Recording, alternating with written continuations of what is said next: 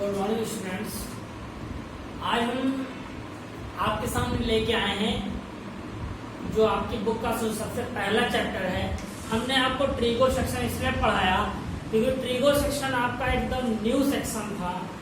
अगर एक बार आप इसको पढ़ चुके हो, अब जब आफ्टर लॉकडाउन जब भी कोचिंग स्कूल खुलेंगे, जब आप उन चीजों को पढ़ोगे तो अब अगर जिन लोगों ने हमारे सारे के सारे लेक्चर देखे होंगे मैथमेटिक्स के, ट्रीगो के पूरे और हाइट एंड डिस्टेंस के, उनको आई थिंक सो दिक्कतें अब नहीं होनी चाहिए।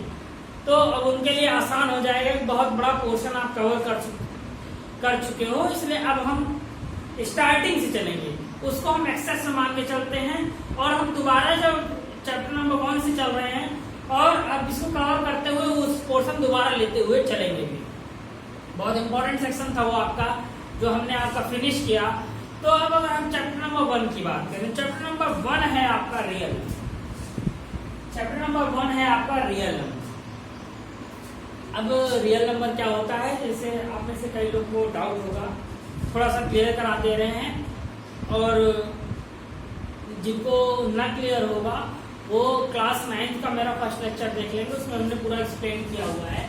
तो रियल नंबर अगर हम 1 लाइन में बोलेंगे तो जितने भी रेशनल नंबर होते हैं और इरेशनल नंबर होते हैं, इनको हम कंप्लीटली रियल नंबर कहते हैं। रियल नंबर क्या होता है?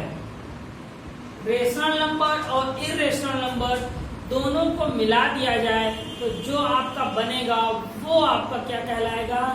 आपका वो रियल नंबर कहलाएगा। और आप जानते हो रेशनल नंबर किसको बोलते हैं? आपका नंबर होल नंबर हो, इंटीजर हो, नेचुरल हो, तीनों आपका रेशनल नंबर है। ठीक, तो रेशनल नंबर और इरेशनल नंबर को मिला के हम रियल नंबर बोलते हैं। इस चैप्टर में हम रियल नंबर के ही बारे में पढ़ेंगे। इस चैप्टर में हम रियल नंबर के ही बारे में पढ़ेंगे।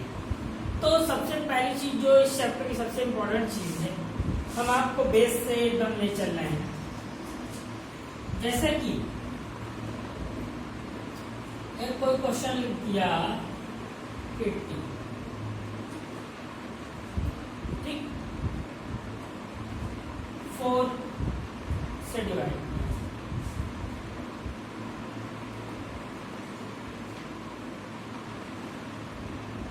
ये है। तो किसी भी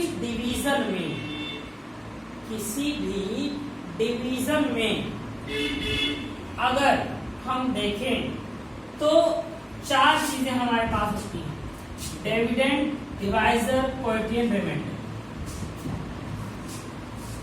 ये हमारा डिविडेंड होता है,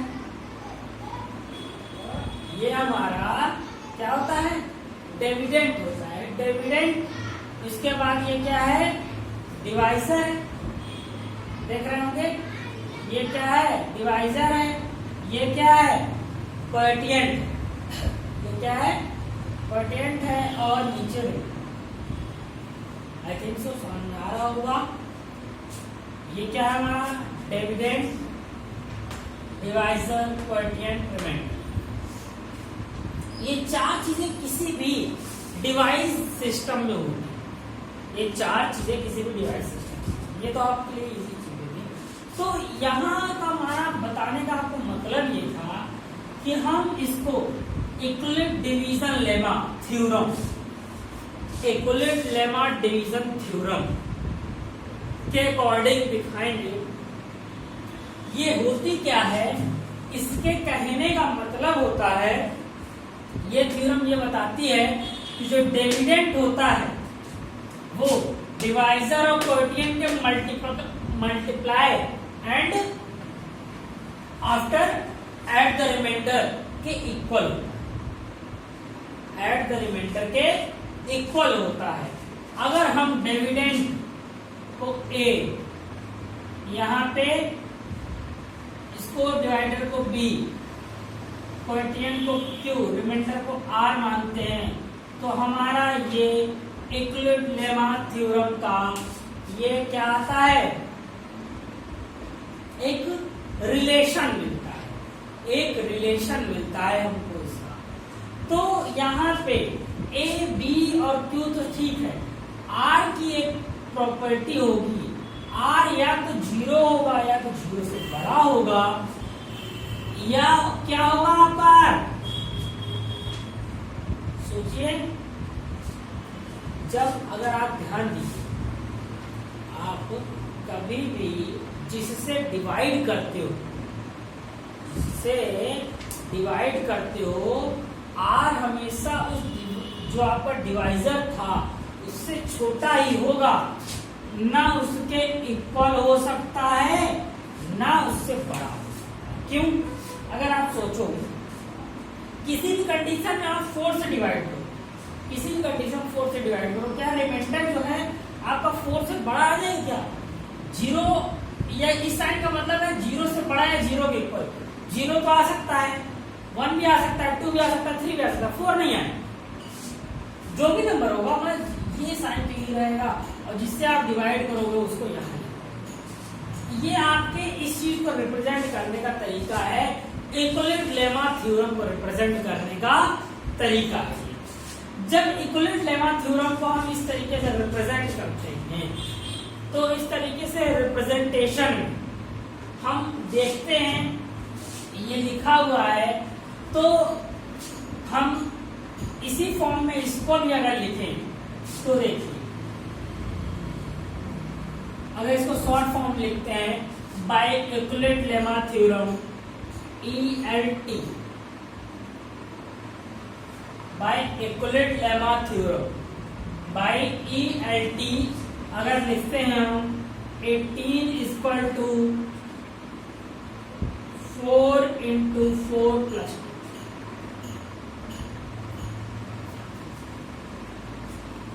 अब इससे जो सबसे पहला क्वेश्चन जो आपके पेपर में बनता है 1 नंबर का, वो ये बनता है कि आपको क्या करना है, चारों में से, ये 4 लिखे हुए, इस फॉर्मूले का अगर आप यूज करो, चारों में से कोई 3 चीज दे देगा, एक पूछेगा, चारों में से कोई 3 चीज दे देगा और एक चीज पूछ लेगा।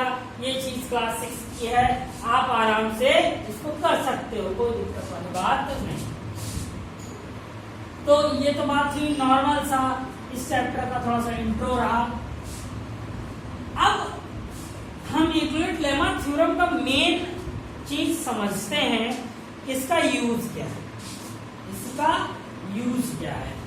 तो आपके पेपर में ये क्वेश्चन बहुत बार आता है, find the HCF of given numbers, find the HCF of given numbers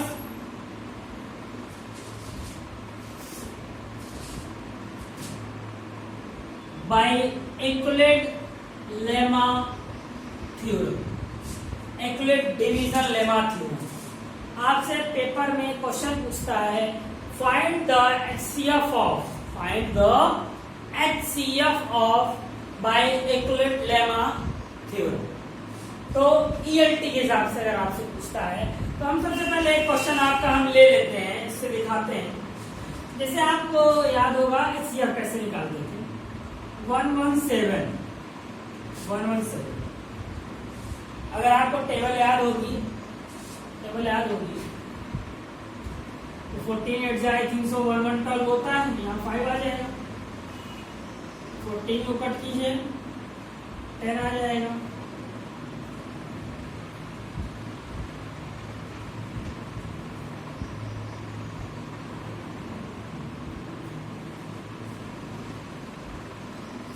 सही क्या?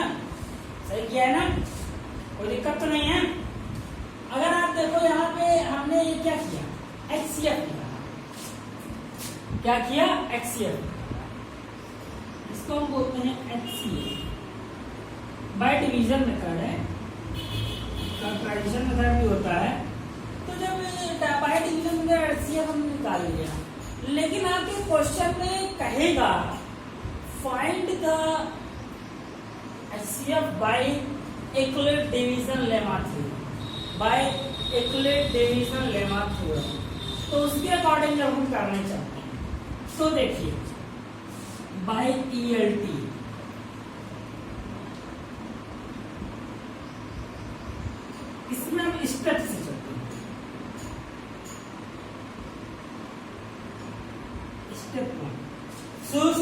आप करोगे तो थोड़ा सा दिक्कत होगी, बाद में आ जाएगा। स्टेप फर्स्ट,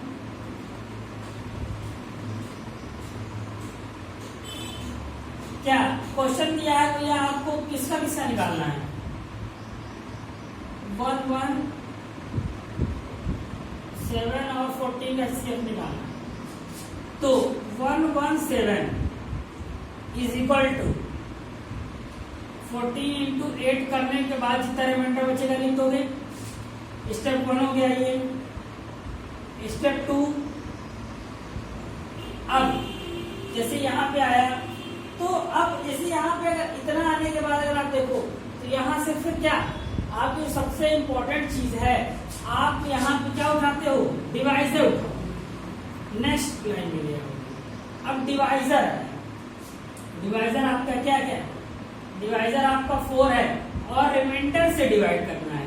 तो यहीं से निकालेंगे। देखिए पहली स्टेप अगर आप कर ले गए तो यहाँ से डिवाइजर उठाएंगे और इससे निकालेंगे। 4 2 सा भैया हमारा क्या है 10, तो रिमाइंडर कितना बचता है? रिमाइंडर कितना बचता है हमारा 4। स्टेप 3, 5 इधर ले आइए, मैंने बोला था इसको इधर ले आएंगे। ये डिवाइड किससे करेंगे? 4 से, तो 4 बन जा ही जाएगा और रिमाइंडर 1 बचेगा। स्टेप 4, अब यहाँ 4 है, 4 है, डिवाइड 1 से जाएगा, 1 4 जा 0। ये तब तक ले जाते हैं जब तक यहाँ 0 नहीं आ जाता, तब तक ले जाते हैं यहाँ 0 जब तक नहीं आता। ये आपका डिवीजन मेथड से HCF है, ये ELT मेथड है, ये ELT मेथड है और यहाँ का जो डिवाइजर होगा वही हमारा HCF। आपके 10th लेवल पे जब आप HCF निकालोगे, जब आप HCF निकालोगे तो इस HCF को निकालने के लिए आपको ELT मेथड लगाना है। क्या करना है? ELT मेथड लगाना है। आई थिंक सो समझ में आया होगा इक्विवेलेंट लेमा थ्योरम से कैसे हम ELT मेथड के थ्रू अपना HCF फाइंड कर सकते हैं, HCF फाइंड कर सकते हैं। तो हम आपको कुछ क्वेश्चंस घर से करने के लिए दे रहे हैं, इन क्वेश्चंस को जरूर कर लीजिएगा और इन क्वेश्चंस को करने के बाद, इन क्वेश्चंस को करने के बाद आपको थोड़ा सा ये लगेगा कि आपने जो प्रैक्टिस की है, जो क्वेश्चन हमने आपको बताए हैं, उससे आपको कुछ समझ में आ गया है, कुछ समझ में आ गया। दिक्कत होगी बताइएगा, कल की क्लास में फिर से हम क्या करेंगे? लेंगे। ये क्वेश्चन का जरूर लीजिएगा। इक्विवेलेंट लेमा थ्योरम से HCF फाइंड करना है, इक्विवेलेंट लेमा थ्योरम से HCF फाइंड करना है।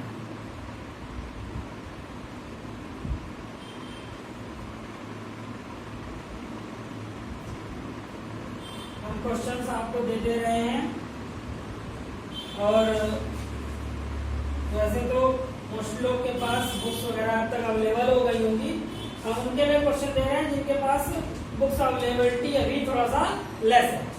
तो बुक्स